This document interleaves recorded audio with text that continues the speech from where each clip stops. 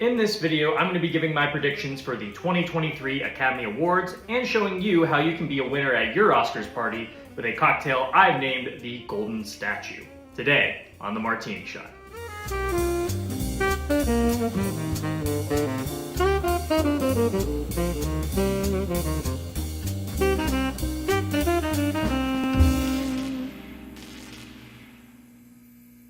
Hello and welcome to the Martini Shot, home of movie reviews and movie-themed cocktails. My name is Brandon.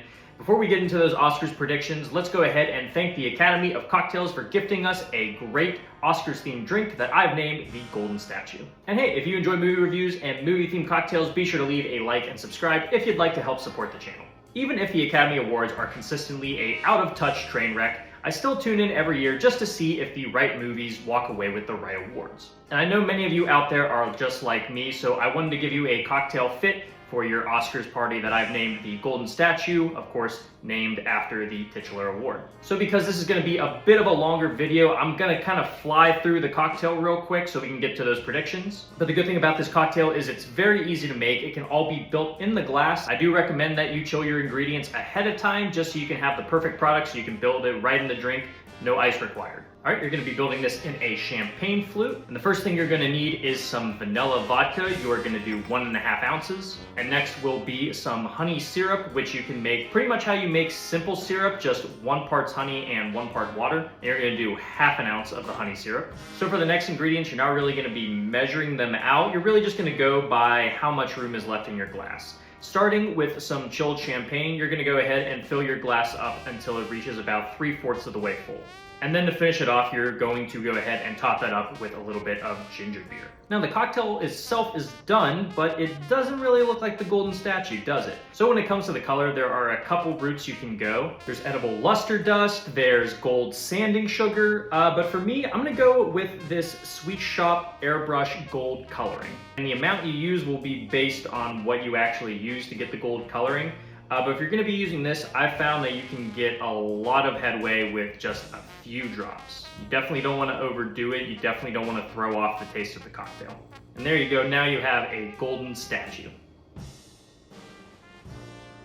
So it's going to be a little hard to see on camera, but if you're using the same way to get the gold coloring, you can actually see there's a little bit of glitteriness to the drink, something that really makes it shine, really makes it unique. And for the taste itself, there's a lot of complexity here. You get a little bit of the spice from the ginger beer, the bubbliness of the champagne, and then of course the sweetness from the vanilla vodka as well as the honey syrup. It all kind of balances out nicely where nothing's really overstepping one another. It makes it very approachable, very easy to drink, while still being able to identify exactly what flavors are used in the drink. But yeah, that is the Golden Statue cocktail. Let's go ahead and hop over to the couch for our Oscars predictions. Now that we have our drink, let's go ahead and get into those Oscars predictions. And just before I get started, I do want to preface that I'm only going to be speaking on the nominations that I can feel confident about, mainly because I've seen most, if not all, of the contenders. So unfortunately, I won't be giving my picks for the animated short films or the short films in general, because unfortunately, I wasn't able to see those this year. The same goes for the documentary category. I wasn't able to catch any of those as well. If I had to give a pick on that one though, I've heard All the Beauty and the Bloodshed is terrific. I've been meaning to catch it for a while.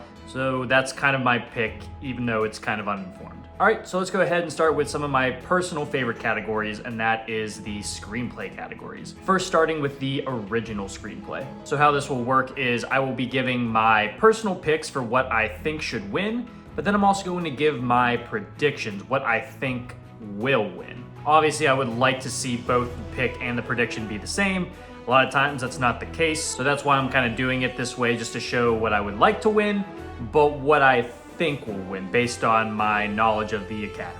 There are quite a few good original screenplays this year, but out of all of them, I think my top pick would have to be The Banshees of Inisherin. This movie was just delightfully weird and incredibly funny, and I think it really resonated with a lot of people. It definitely resonated with me. I know McDonagh isn't everyone's cup of tea, but for me, I personally love his style of writing, and I would be absolutely happy if he could walk away with the Screenplay Award here. Now, what I think will actually win, it's kind of a toss-up between Everything Everywhere All at Once and Tar for me. Tar was very pseudo-intellectual, had a lot of big talk about conducting and the music world in general, and it kind of went over a lot of people's heads, which was kind of the point of the film. Not to make you feel stupid, but just it was part of the whole character of Lydia Tar, and I really appreciated stuff like that. Even though I didn't completely understand what they were talking about, I really like how it was woven into the narrative of the story and that character. But Everything Everywhere is delightfully weird, all over the place in some of the best ways possible. It really is kind of a toss-up here for me, but I do see Everything Everywhere pulling ahead in some of the other categories, so I think they might throw some bones to some of the films that I think aren't going to get as much love. So I'm gonna go ahead and predict that Tar is gonna win Best Original Screenplay. All right, now for Best Adapted Screenplay, my pick and my prediction is both going to be Women Talking. While there's some good contenders to go up against it, like Glass Onion and Top Gun Maverick for some reason, I do think as far as adaptation goes, Women Talking is probably the best example. It's a great script, amplified by some incredible actresses, and I think this is where it's going to get a little bit of love in the adapted screenplay category, so again, that is my pick and my prediction. Next is the sound category, and like with adapted screenplay, both my pick and prediction happen to be the same film, and that's going to be Top Gun Maverick. I really enjoyed Top Gun Maverick, but I do think it doesn't really fit into some of these categories, especially that aforementioned adapted screenplay nom. But the sound design for that film is absolutely incredible. I can't deny that. It really is impactful and pounding, and it really makes you feel like you're sitting in the cockpit doing 180s and barrel rolls. If I have to give one of the awards to Top Gun, this would definitely be it, and I think the Academy knows that as well, so pick and prediction again. And in a similar vein, the visual effects category, I think it's pretty safe to say that for my pick and prediction, I'm going with Avatar: The Way of Water. Another film that I don't really know if it really deserves some of the other award nominations it's gotten. However, the visual effects in this movie are stunning, next level, really setting the bar for high concept sci-fi and fantasy. It's an absolute gorgeous movie that I think is going to stand the test of time, and I hope its visuals are remembered for that, and I hope it gets the Oscar. All right, next up is production design, and I swear it's not always gonna be like this where my pick and prediction are the same. However, I have a pretty strong feeling this one is going to go to Babylon. We know the Oscars loves their Hollywood movies, but not to take away credit from Babylon, these set designs are incredible, and the fact that they were able to pull off these incredibly impressive scenes with so many actors is really, really awesome. And I think the Academy should definitely give this movie the credit it deserves. It's an absolute powerhouse of a film when it comes to staging and design. And I feel pretty comfortable it's gonna walk away with the Oscar on this one. All right, now we are in the music categories, first starting with original song. Personally, my pick, it's gotta go to Naatu Naatu from RRR. Even when you look at the actual English translation, the song sounds kind of silly, but you cannot deny that it's such high energy, such fun, that it doesn't matter what they're really saying. All that really matters is that the energy is high and you're gonna wanna get up and dance to it. I feel like the Oscars usually gravitate more towards the more emotional, really booming kind of songs. So that's why this one's just my pick and not my prediction, just because I might not see them go with this one. And with it being a foreign language song, I could also see that being a factor. I'm truthfully not even convinced a lot of the Academy has seen RRR. That's why I think my prediction is probably gonna go to Lift Me Up, the Rihanna song from Black Panther: Wakanda Forever. It seems like a pretty safe pick for the Academy, and I think that's probably where they're going to lean this time around. I could also see it going to Lady Gaga for her song for Top Gun Maverick, but because I think Rihanna's on this whole comeback resurgence era of hers, I think they might throw her a reward just as a nice little cherry on top. All right, now for the original score, I feel pretty confident that I can both say pick and prediction for this one. I think this one is also going to be Babylon. I absolutely love the soundtrack for Babylon. It's the thing that has stuck with me the most after seeing it. I still listen to it from time to time. I work out to it. The one song off the soundtrack, Voodoo Mama, is just high energy jazz, kind of marching band almost. It's so electrifying and so filled with life and energy. I just absolutely love it. And the rest of the soundtrack is pretty much like that too. Damien Chazelle definitely knows how to infuse music into his work, and I think the Academy knows that as well. So I think Babylon is going to walk away with the Oscar for this one.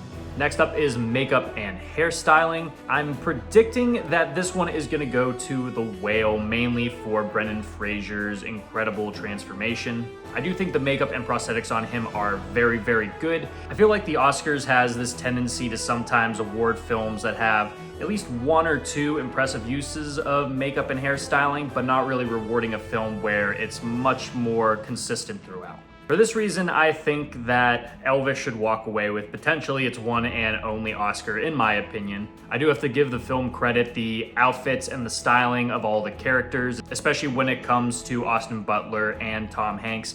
It is pretty impressive. While I'm still kind of shocked Elvis got as many nominations as it did, I can at least throw it a bone here, and that's going to be my pick for makeup and hairstyling, but my prediction will be for The Whale. Alright, I'm briefly going to touch on international feature film, mainly just because I haven't seen many of them, and the only one I can feel kind of confident on is probably going to be All Quiet on the Western Front.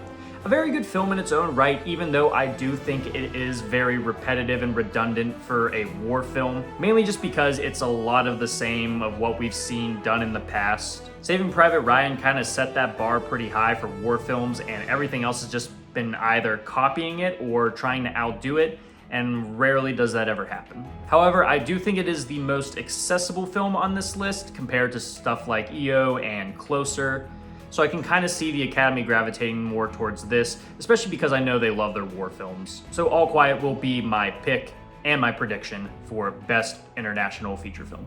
Now for editing, the one that I think absolutely deserves this is Everything Everywhere All at Once. There's so much style and erratic energy to the editing of that film that I think just absolutely works. It's not too overbearing, it's not too in your face. I could have easily seen editing like this be more of a headache inducer than anything else, but it really works in this film, and I gotta give the editors here credit. They were able to take so much and mash it together in a way that's enjoyable to watch and easy to follow. And I think the Academy might know this too, so I'm kind of wanting to lean towards this as my prediction. But for some reason, I could also see them giving this one to Top Gun Maverick. I will say a lot of those aerial fight scenes are edited incredibly well. You can always tell the placement of where everyone is, even when they're in the open sky. Aerial dogfights can be very confusing to watch for a moviegoer. I think this film did a really good job at making it easy to understand what everyone was doing and where exactly they were. So I could kind of see the Oscars giving the award to them. So yeah, I'm still kind of making my mind up on this one. I want it to go to Everything Everywhere, but I do have to contest with Top Gun Maverick. So it's gonna be a half and half, kind of split right down the middle. We'll see what happens. Next up is costume design, one that I think will go to one of two movies. Babylon is my pick. I think the outfits in there are incredible, very stylish, fit the time period very well. They're very colorful, they're really popping in that old age Hollywood way. But for my prediction, I do think this has a good chance of going to Elvis. Like I said, I really like the designs of a lot of the characters in there, and a lot of it does come down to the outfits. I mean, that was kind of a part of what Elvis was known for. So I feel pretty confident in saying that Elvis might go ahead and take this one away. However, I do want to give an honorable mention to the outfits in Everything Everywhere All at Once. I think they definitely deserve a shout out. I just don't know if that's where the Academy is going to lean towards. Next up is cinematography, which was a tricky one, and if I had to pick one, I would have to go with the more subtle cinematography style of Tar. I think the camera work in this film is very, very smart, knowing when to hold and just not let you look away. And while I wouldn't say it's the most visually stunning film on this list, I do think it plays a big, noticeable role in the film itself. But my prediction for this award is probably going to go to All Quiet on the Western Front, just because I can really see the Academy leaning towards their love of war films and how impressive a lot of these battle scenes are shot. And to the film's credit, yeah, they are incredible, and that's why I'm thinking it's a pretty safe bet for prediction. And now for Best Animated Feature, to a little bit of surprise for myself, I'm going with Puss in Boots: The Last Wish. This was just an absolute blast. I'm shocked this was as good as it was. But everything from the visual styles to the comedy to the voice acting is just so on point. It really is an incredible film. But despite how incredible it is, it hasn't really been getting a lot of attention on the awards circuit from what I've seen. No, the film that's been getting the most attention in the animated category is Guillermo del Toro's Pinocchio. That's going to be my prediction for what wins, and honestly, I wouldn't be mad if that wins. It is a very well-made film, really taking the craft of stop-motion animation and just elevating it to the next level, doing things that I didn't think were possible with puppets and clay. It's also one of the darker kids movies I've seen in a while, proving that animation isn't always just a distraction for little kids. There's a lot of craft and a lot of heart that goes into it that I think can be enjoyed by all ages. I'm actually going to be visiting a exhibit with a lot of the models and miniatures from the film later this month in New York, so I'm very excited to see that, and I think it's pretty safe to say that this is the one that's going to be walking away with the Oscar. All right, now we are into the big awards, first starting with Best Director. And like I said, my favorite movie of last year was Banshees of Inisherin, so I gotta give it to McDonagh. I just think the way he worked with such incredible actors and really pulls out these hilarious but also gut-wrenchingly emotional performances has to be rewarded. But I think this year they are going to be giving that award to a underdog. And no, it's not who you think. I'm predicting it's going to go to Steven Spielberg. So why is one of the greatest directors of all time the underdog? Well, it's been a while since Steven Spielberg has really gotten his dues. His last film, A West Side Story, was an absolute masterclass in directing prowess that I wish would have gotten the recognition it deserves. However, because of the nature of The Fabelmans, I could really see the Academy giving it to him. Because this is such a personal movie, he definitely had a very deep, intimate touch in this film, and I really think it shines through in the final product. Even as I say it, I still feel like the Academy is going to prove me wrong here, but I do think this could be the year that old Spielberg is going to be on top once again. Next up is Best Supporting Actress, and as we get into the actor nominations, this is where I found it may be the hardest to pick. I really loved all of these nominees, but if I had to pick one, it has to be Carrie Condon for Banshees of Inisherin. She gives a terrific performance, and I love how her character is just trying to break away from it all, trying not to get involved with a lot of the drama, feeling that maybe her life has passed her by and she really needs to get out of this little Irish village. It's incredibly emotional, but also a very funny performance, which I definitely want to give her credit for. But for this one, I'm getting the feeling it might go to Angela Bassett for Black Panther: Wakanda Forever. A role that I think was fine. She did a terrific job with what she was given, and she has been making waves in the award circuit for this role so far. And while I think a lot of times the performance and writing usually go hand in hand, I do feel like her writing for this film was a little bit on the weaker side, but still she did a lot with what she was given, and she's very commanding, very powerful, very emotional in her role. I could potentially see her walking away with this one. Now for Best Supporting Actor, I feel pretty confident this is another pick and prediction one, Ke Huy Quan for Everything Everywhere All at Once. It does seem like the award circuit loves a good comeback story, and it does seem like Ke Huy Quan fits that bill entirely. But then he's also doing it all in the film. He's being funny, he's being emotional, he's kicking ass with a fanny pack. It's an incredibly layered and versatile performance that I hope gets the credit it deserves. And now for Best Actress, this was another tough one. And I feel like I might be completely off on this notion, but I feel somewhat comfortable saying my pick and prediction for this one is gonna go to Cate Blanchett for Tar. The character of Lydia Tar is such an egomaniac who seems so much smarter than everyone else, but there's so many interesting layers to this character that I think Cate just really knocks out of the park. She does a great job at humanizing what seems like a musical force of nature, being absolutely commanding in every scene she's in. Whether she's being pompous and arrogant or incredibly vulnerable, I was hooked the entire time. And I do feel pretty confident that she might walk away with the Oscar here. I could see it also going to Michelle Yeoh for Everything Everywhere, and I definitely think she deserves it for sure. But Cate's performance is just a little bit more of what I enjoy in my movies. And now for Best Actor, there are two names that I think have been dominating the conversations all year, and that is going to be Brendan Fraser for The Whale and Austin Butler for Elvis. But like I said with Ke Huy Quan, everyone seems to love the underdog story, and I do think this one is going to go to Brendan Fraser. While The Whale for me is a bit of a mixed bag, I do think his performance is absolutely incredible. It's a deeply vulnerable, deeply emotional performance that doesn't get as weighed down by the lackluster writing like I was expecting it to. And I gotta give credit to Austin. His performance as Elvis is completely transformative. Everyone hates him for it now because of the voice, but you gotta give this guy credit. He completely transformed himself into this character. I do know that the Academy loves their biopic performances, but I do see this one going to Brendan this year. It's definitely been the year of the Renaissance. And the final one, the big one, Best Picture. I do have to say, first and foremost, there are so many movies on this list that I would absolutely be ecstatic for if they won Best Picture.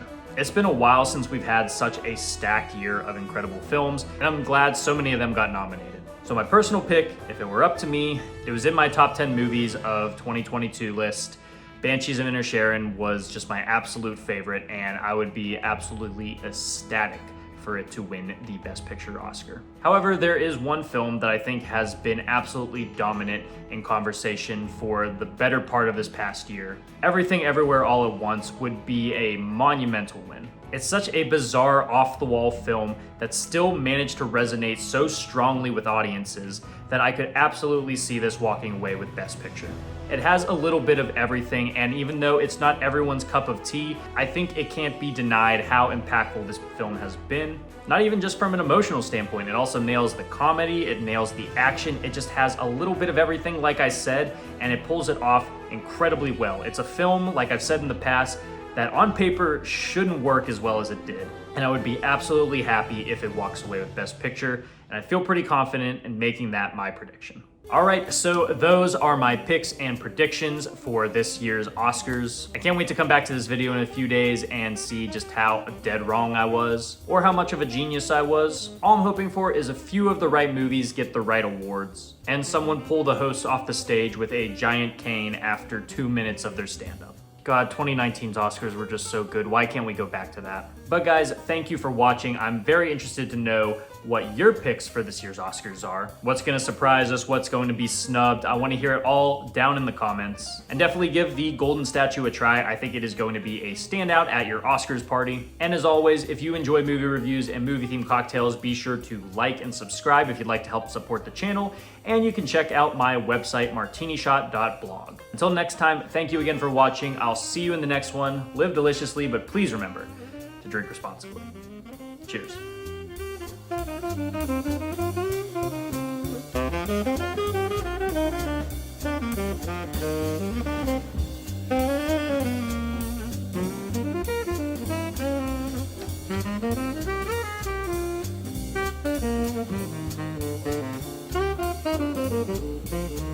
Thank you.